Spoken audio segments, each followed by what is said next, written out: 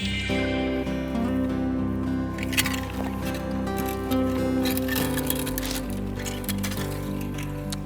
can actually walk down and then around, yeah.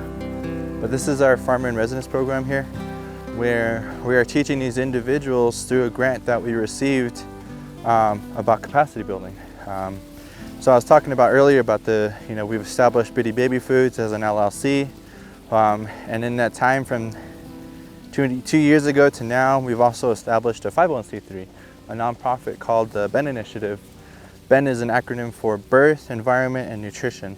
So through that 501c3, we can apply for competitive grants, go after philanthropy, get donations in, and being able to use the data that we have here instead of relying on border town nonprofits to take that data away, of being able to keep it here, preserve it, and use that data to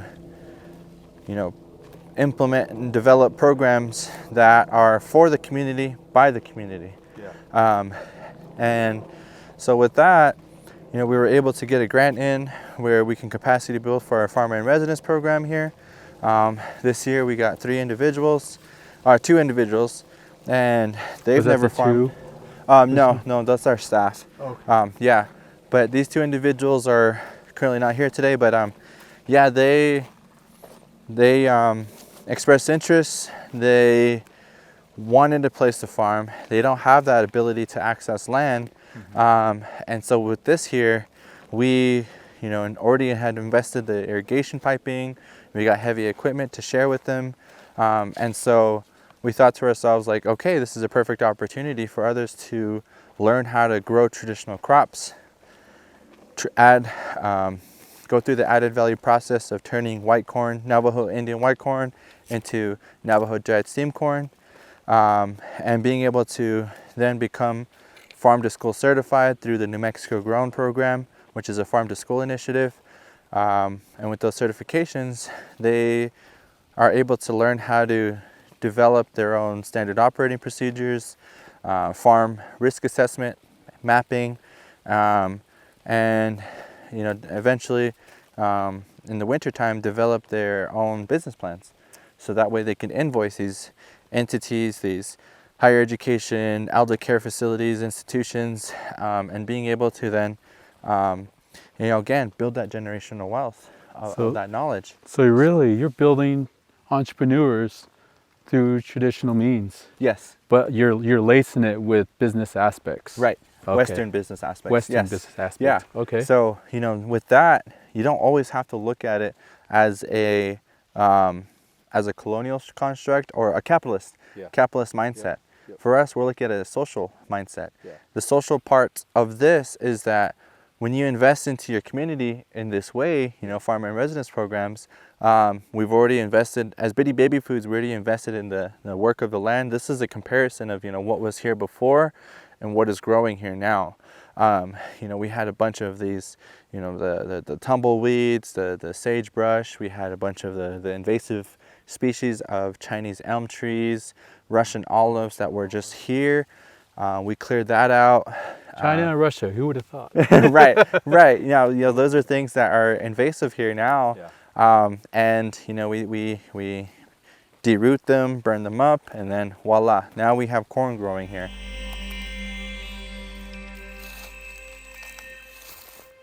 You were homeschooled, you did track in high school with Shiprock Chieftains, but you're talking as if you went to business school. How did you develop all these skills to start the business with your wife, Mary Ben, correct? Yes. So my wife and I, we started Bidii Baby Foods again. That was out of lack of access to healthy traditional foods. Why are we going to feed our child processed and preserved foods of like Gerber, formula, things that will have long-term health elements related to their food. In the coming years, because Navajo Nation has one of the highest rates of type 2 diabetes in the country. So we thought to ourselves, like, we got to develop a business plan where we are looking at, because we know we're not going to get rich quick. that's not our intent.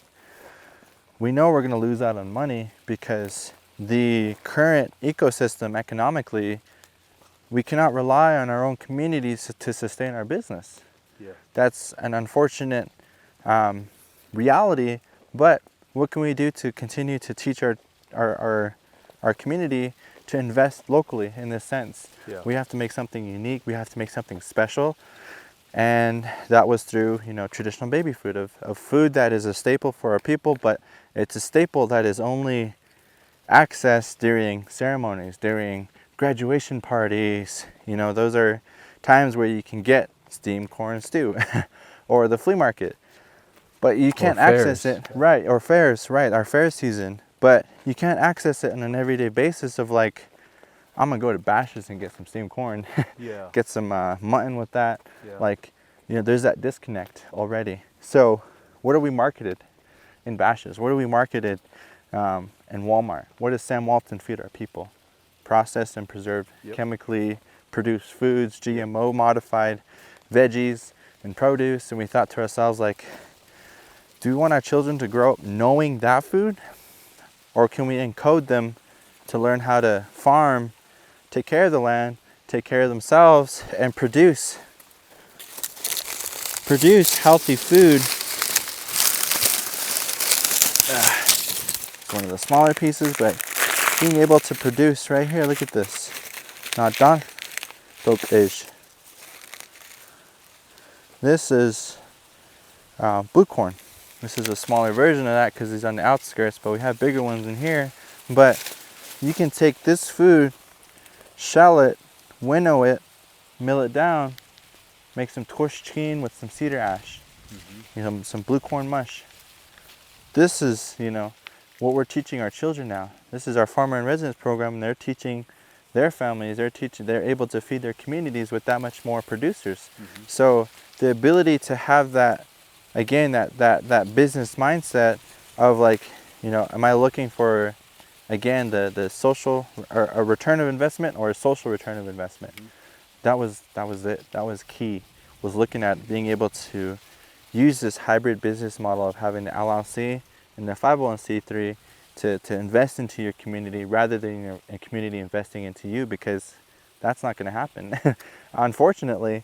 But we can build up our economies here on the Navajo Nation once again by being able to use the land that we were given, use the water rights that we're fighting for, and being able to provide for our communities, teach them how to have that financial literacy, heal themselves out of generational historical trauma, and being able to build up this ecosystem economically now to move into a prospering future that came from a disenfranchised past.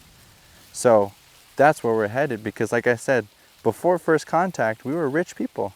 We had blue corn that was traded all the way down to South America now.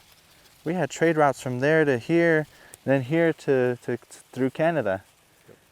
So why was that dissevered?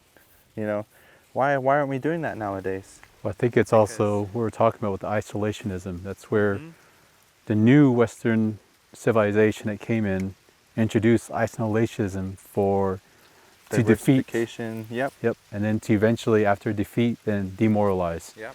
And after demoralize, and then you remove all cultures. Yep. It's divide and conquer. Yep. Yeah, Yeah, there you go. The Well, that's the best way to say the it. colonial way of being able to move out of people, make them dependent on you, trick them into being dependent on you, and then you get to control the people. I'm going to butt in real quick and talk to the audience. That's still used up to this day. There's a book I read. It's called John Perkins' The Confessions of an Economic Hitman and the Secret History of the American Empire. I recommend you guys looking that up, either as hard copy to read or audiobooks.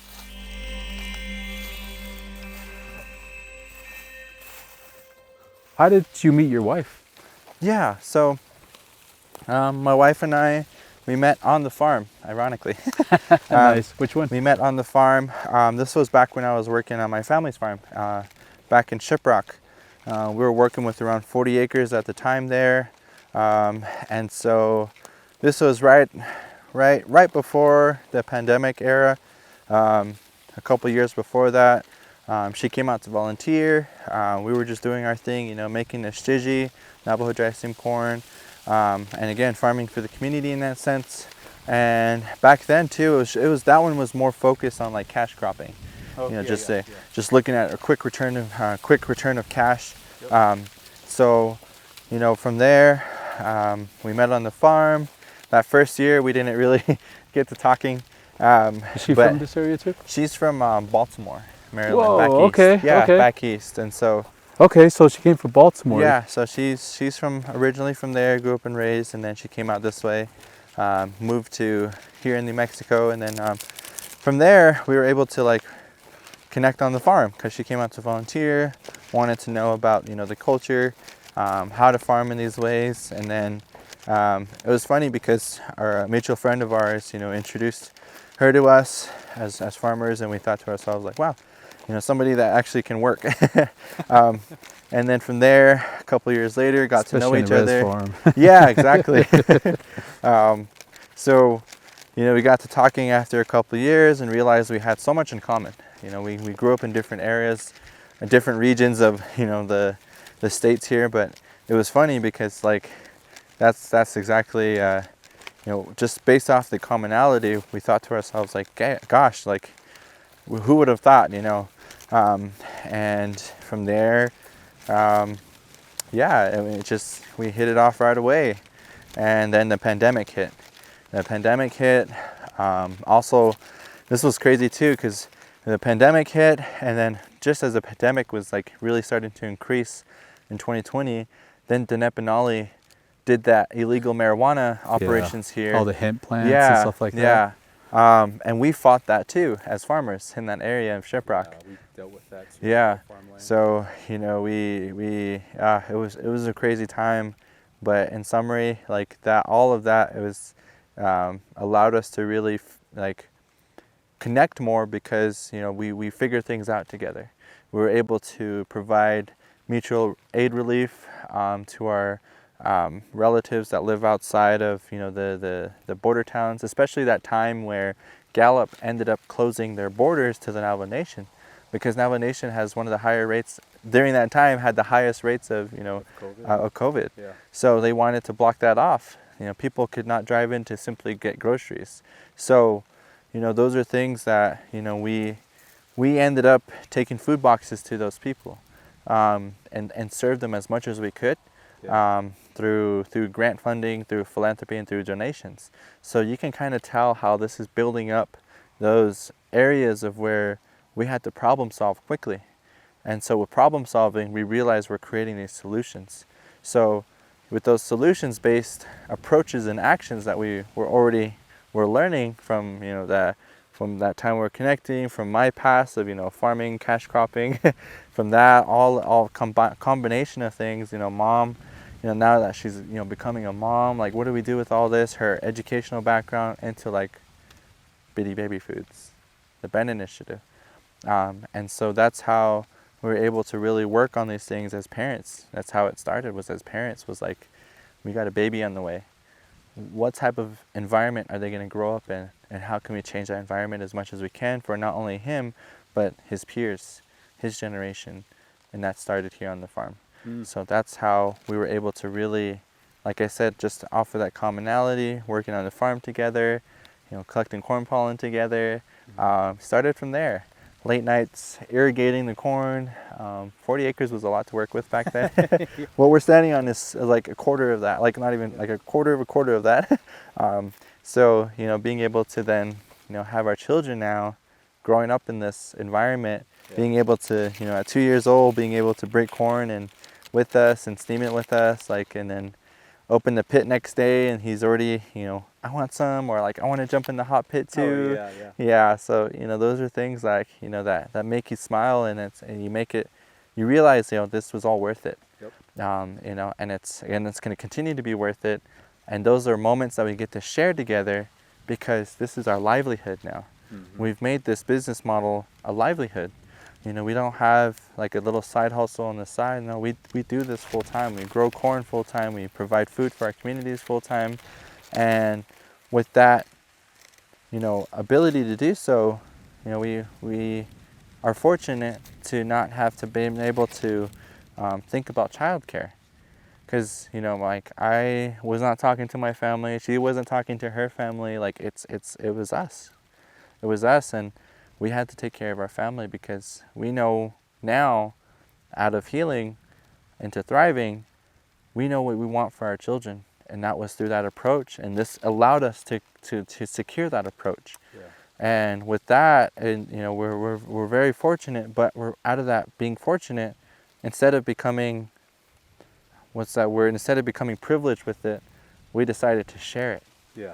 And that's where our farmer in residence are now learning those same navigation processes of, you know, moving through those hurdles, not through a barrier. A barrier is when you come to a stop. Yep. This is an obstacle course now for them to navigate through that trauma, navigate their own family trauma, their intergenerational stuff, their historical stuff, and now they get to heal, so that way they're not having to survive with what they're going to produce. They're going to learn how to thrive now. And then they can move forward in life without having any type of weight on their back. Right. They can move already to start thriving. Right.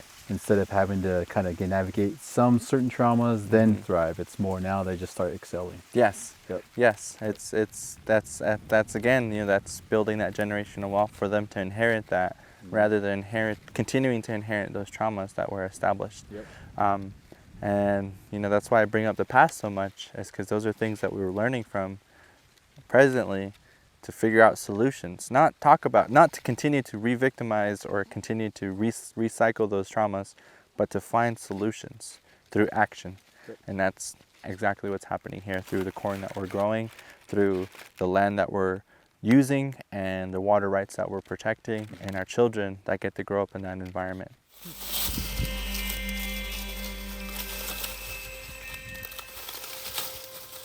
So it's funny, you know, back in 2021, my wife was out here, you know, collecting a lot of the corn pollen here, and one of our mentors was like, "You got to be careful with that."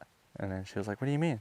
Like, because she knows, you know, some of the ceremonial uses of it and everything, and it was funny because she's like, "What do you mean now? Like, what are you talking to?" And he was like, "Well, corn pollen is fertility.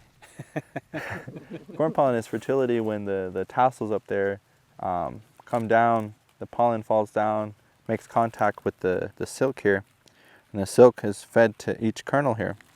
Okay. So each kernel has a silk that comes up to the top, and that's what the corn pollen, you know, makes connection with, and that connection is then the reproduction cycle of the corn. So that's what you're you know, collecting. You're covered in that now, so be careful." And then a year later, we have our baby girl. Yeah, it was funny. So it was funny how that works. And so, you know, those are things that, you know, we're not taught about or appreciate as well. Yeah. Is that, you know, the reproductive cycles of, you know, nature, ourselves, and we take a lot of that for granted nowadays. And I feel like, you know, being able to, that's what I mean by synchronizing yourself with those elements. You get to learn from them. You get to learn from them, and you're guided by nature's laws, but also nature's ways of regulating and having that balance in life. You know, because there's good and there's bad, and there's a balance. That's when you know things are going right for you, is when you have good and bad. Yep. in life. And so it's very, very, very similar to like the yin and yang concept philosophy. And I think that's where, you know, we have that balance here to share, is because we as human beings in the Navajo creation stories, we are made up and derived from, our genesis is corn. And, you know, those are things that we forget. And, you know, when the deities made us, they made us to have this balance, to have that balance in the cornfield to the corn, and then that's what we're digesting today. Yep. In our corn, and when we use our corn pollen and as a offering to those deities, to those elements, and to nature, to ritualize nature's aesthetics. And I think that's where, you know, we forget a lot of those things, and we don't appreciate it nowadays. Because nowadays, what do? When we see that perfect sunset, Just take a picture. Yeah, you take a picture. You grab that phone. You're like, wow, that's so pretty. And then you store that moment, that beauty, that visual interpretation, that expression of nature externally in the hard drive here. but you forget to use those innate tools that are inside of ourselves that have that ability to do exactly where these tools have derived from. These are tools, but now we're making them permanent. We make them permanently a part of our lives. And so what do you do with that? You store it externally, and then your hard drive internally is empty. So when you're empty in here, it takes memory to drive, to be able to have that energy to think of and innovate things. But that's how phones work, right? That's how computers work, is they run off of memory. That's their fuel. What about us as human beings? Where did technology get that concept? We forget to build up our memory, and that's what sets us back. And I think those are things where you get to use it fully when you're doing things like this on the farm. When you synchronize yourself with nature in that sense, your memory, your hard drive is full always.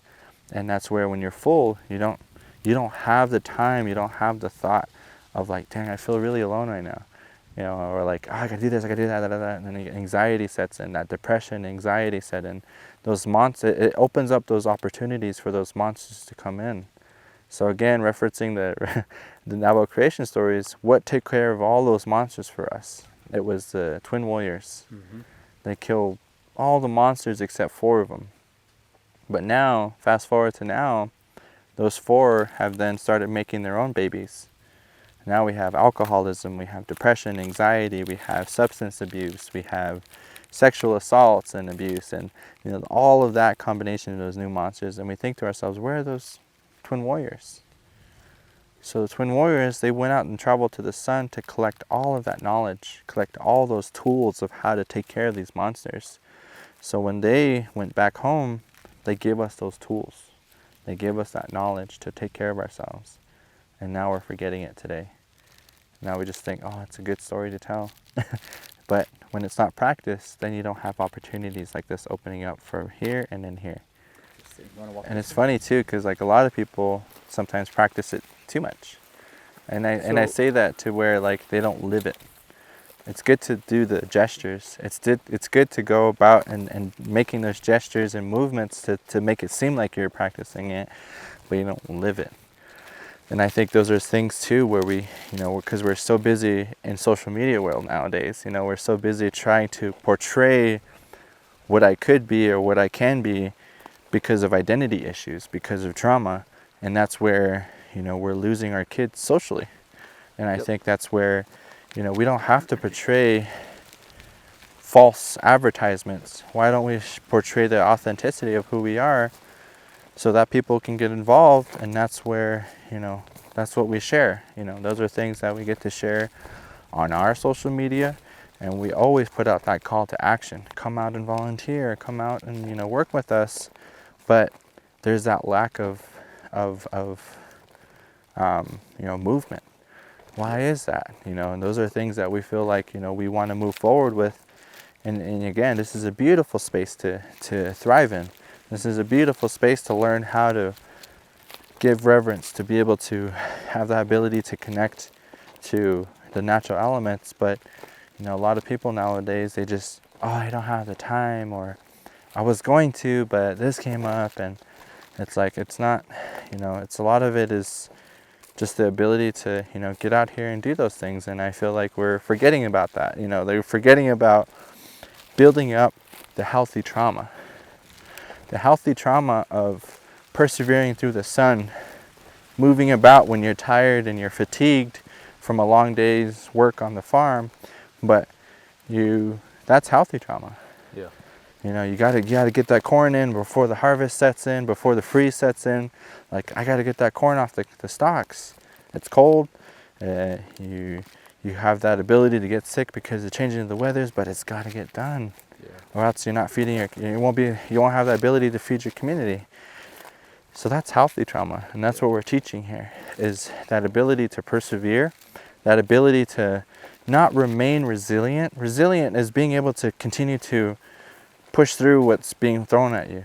Yeah, push through those tough times. But we've been resilient all this time. Why can't we thrive now?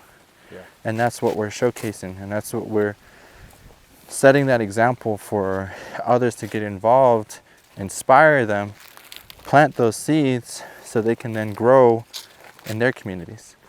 I was philosophical there for a moment, but to put it into really good like everyday living situations, like this here is a foundation that I say, we can prosper in, but also this is a foundation for our ika, our sand paintings that are ritualized in a ceremonial setting.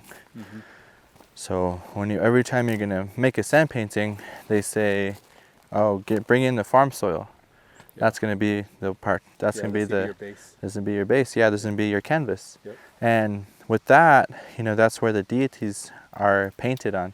They're portrayed on this foundation, and from there, that sand painting, the patient will then come around inside the hogan, come around and then sit.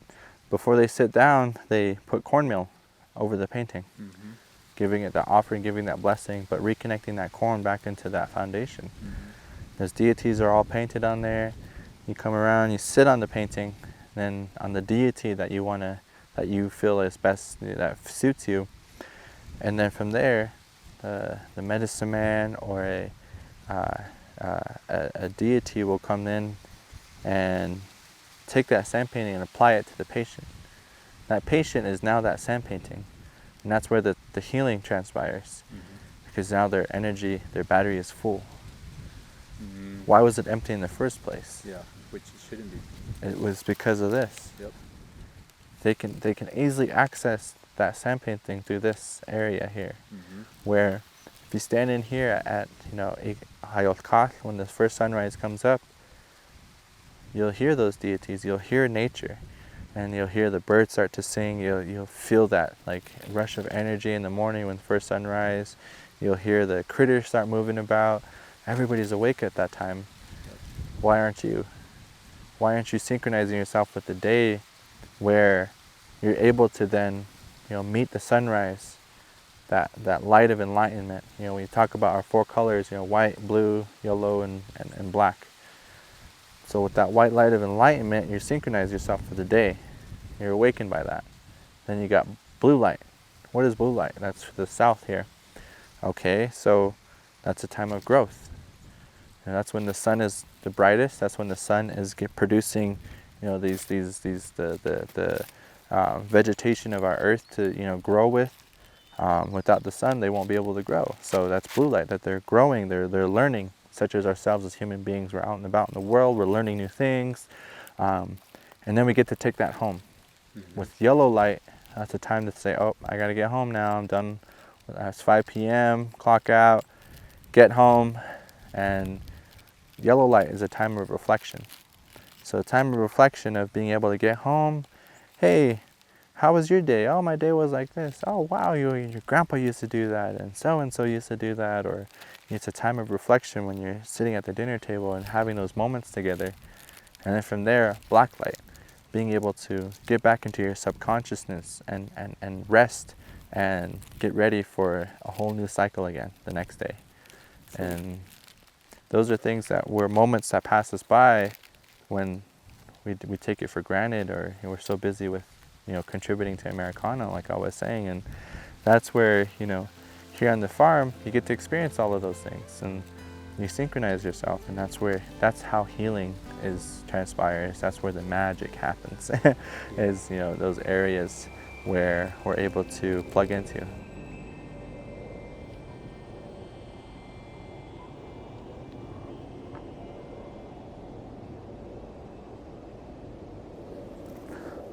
So that was a lot of history and information you gave on what the farms are about, how you are including traditional teachings and well-being that goes back to pre-500 years ago. So what's on your horizon? What's the next move for Bidii Baby? Actually, what does Bidii mean? I mean, actually, I know what it is, but I want the viewers to know. Yeah. So Bidii in Navajo is greed, actually. In their true translation is greed, like always wanting more. But it turned from that to like somebody who is always wanting more food. Like bid is like Because back then, we had fit people where, you know, if you see somebody with a bid, either they're greedy or they always want more food. So if they have access to more food, that means they always want more of something. So anyways, fast forward to nowadays, it became a slang, a funny slang where, you know, you see that person going up for seconds or thirds at the cookout and you're just like, dang, you're all Bidii. Like, so that's where, you know, Bidii came from. And we thought to ourselves, like, you know, Bidii Baby Foods, like, you know, as babies, you know, from a newborn, postpartum, first 1 year old, like in that whole area, that first year, babies are Bidii. You know, they always, you know, want mom's milk. After they get introduced to solid foods, they're always eating. So, you know, we're Bidii. We're all Bidii babies in that sense. We all came from a Bidii time. And, you know, those are things where, like, wow, like Bidii Baby Foods came into play. So that's how we were able to make our name as Bidii Baby Foods. Yeah, some of our white corn here, drying out. So you can see some of that.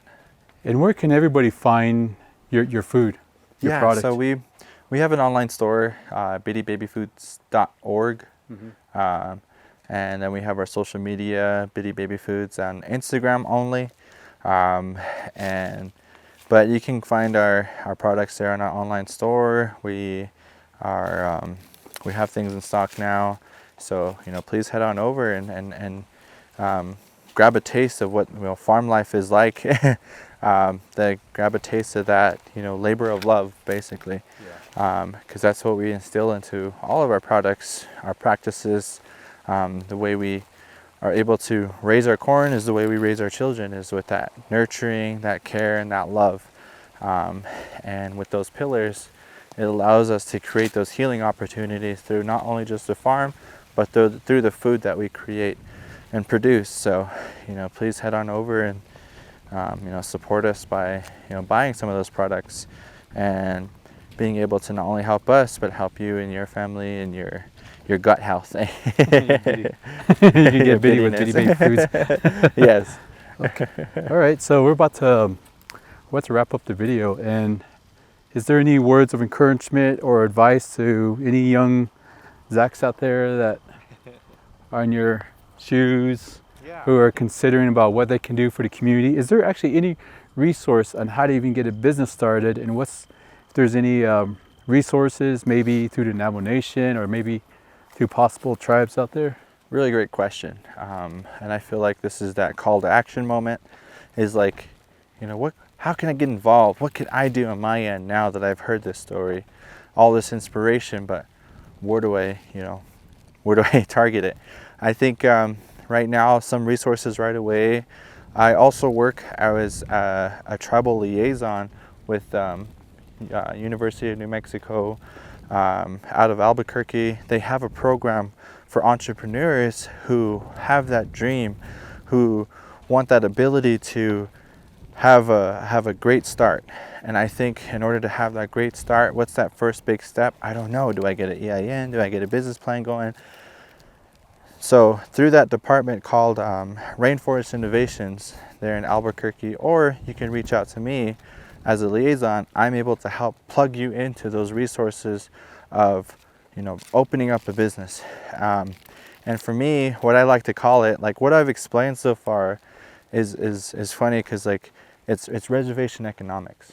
Yeah. Resonomics is my play on words to it, because it's different than economics outside of the reservation. And so with those opportunities, I get to help you navigate, you know, developing a business plan in tribal communities, being able to plug into your community. What does the economic ecosystem look like, and how will that work in your benefit as a now entrepreneur? Then, you know, those are ways that we can help you in that sense as a tribal liaison with UNM Rainforest Innovations. So those are some immediate opportunities there. And then with the UNM Rainforest, which is a great space, I've been there numerous times. There's a lot of labs and everything on the lower level, mostly dealing with STEM. But I remember when they first opened up, the Navajo Nation purchased, I think it was like 2 or 3 floors for Navajo Nation students who were headed to Albuquerque to go to school there, but it was also set aside for those students. Is that it may be this isn't totally related, but I was curious. Is that still going on? Do you know? I do not know. I do not know anything about that. Okay. But this is a new 2-year program that's been developed and now implemented. So for me as a tribal liaison, I'll go out there, boots on the ground, identifying these barriers that our current and future entrepreneurs face. Like, what is that cliff? What is preventing them from sustaining a successful business here on the reservation? And it doesn't have to, it's not focused on just the Navajo reservation. Our focus is in all tribal communities across the state of New Mexico. So if you're tribal, you're thinking about starting a business, you have all these grand ideas, but you don't know where to take that first step. And that's where, as entrepreneurs, we're good at risk taking. So that's where, that's where you can plug in with us, and we'll help navigate you into taking less risk and being able to have that comfortability of like, this is what I want to do, this is why I want to do it, and start it. So those are opportunities that we can help you with along that journey that, as an entrepreneur, that you'll take. So, and even if for current ones who have a business, they don't know how to sustain it, things aren't going well, we can help plug you into opportunities that will help you navigate those areas and, revamp your business approach and help you to rebuild, and continue to plug into that ecosystem of like, okay, this is what I can do on my end as an entrepreneur to create these solutions, bring prosperity and economic opportunity for not only myself, my business, but my community. Well said. Yeah, I really appreciate it. Thank you all so much. So here's a gift from our farm to you guys. Oh, wow. Awesome. Thank you. Yeah. So please enjoy that, and thank you all so much for sharing our story. Yeah, I really appreciate it. We just finished up our series with Bidii Baby Foods. It was very informational, loved it, and a lot of good stuff. I hope you all found a lot of good stuff out of there, especially future entrepreneurs. And it's great ideas, make it happen. Like he said, we're not surviving, we are thriving. So let's take advantage of that, especially in this era, now that we have a lot of national attention, if not world attention on us. So let's keep that momentum going. Really appreciate everybody's support on this one. Yeah, have a good one.